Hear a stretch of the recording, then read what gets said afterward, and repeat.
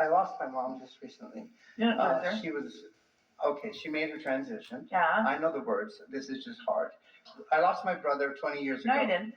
My brother made his transition 20 years ago. We seem harsh and like we're nitpicking, but it is the feeling of loss that is causing your discomfort, because you don't feel lost to them.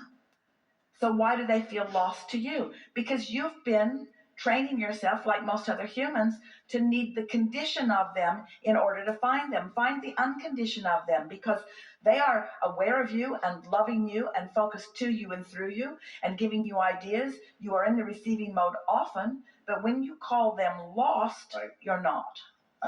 How do I do that? How do I allow that to happen? So if they're aware of me, how do I become more aware of them? Well, so it doesn't seem like a loss. You get off the subject of that and find other reasons to come into alignment, and then you notice when it flows.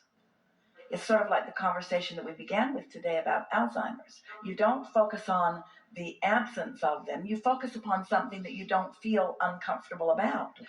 You use something else to tune you into source energy, and then once tuned in, they pop into view.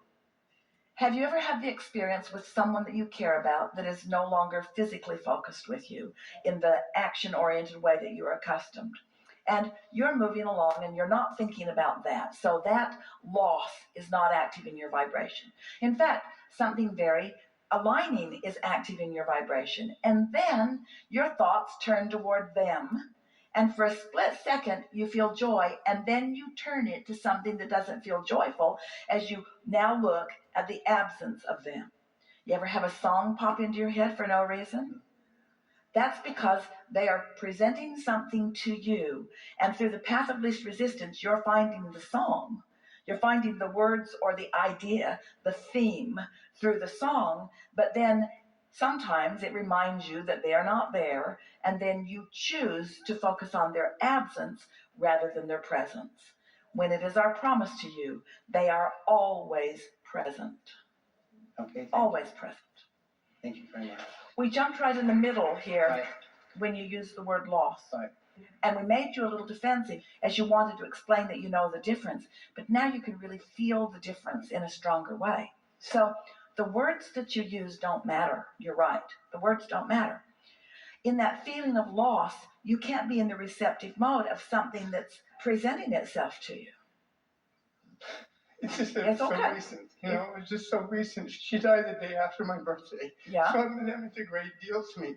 But I still feel the word I used, lost, because that's what I'm feeling is the loss, not her presence. Well, you have lost her physical roaming around, and you have lost her getting in your face and trying to tell you that you could do that different or better. You have lost her nagging voice. You've lost that.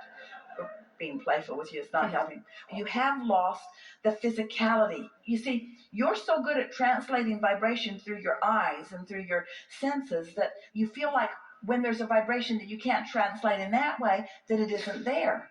Your dog hears things you don't hear. You think he's making it up? No. Your dog smells things you don't smell or want to smell. Think he's making that up? No. And so your dog sees your mother. Right. Okay. You noticed? Yeah. And so Esther has a friend, a dear friend, who sees energy. Esther is an auditory translator of vibration. Her friend can visually translate. And so when she's in the room, she can see Jerry right here with Esther. Well, Esther cannot see Jerry. She feels him. She hears him. She feels his guidance. She knows that he's in her mind helping her with thoughts. She can feel the blending, the matching, the soul mating. She can feel that. And when she focuses there, it brings an elation to her that is as much, if not more, than she experienced when they were present in their physical bodies together. But she cannot yet see him. So she's got that loss of the physical of him, that loss of the visual of him. But the steadiness of him more than makes up for that. And the always there-ness of him always makes up for that. And the intimacy of the thought in the moment makes up for that. And the readiness to play makes up for that. And the exhilaration. So her life is now more whole, more aware, more tuned in, more broad, more expert, more exhilaration, more life than she has ever experienced before. That's not loss. You're very practiced at this, so if someone who's Yeah. not very practiced She at this, cried for a year. what do we do? She cried for a year Okay. and shouted mean things.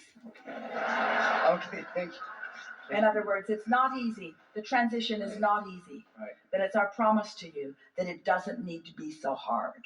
And that once you get on the other side of that, you'll wonder why you let it be hard. And we want you to know it's just a misunderstanding.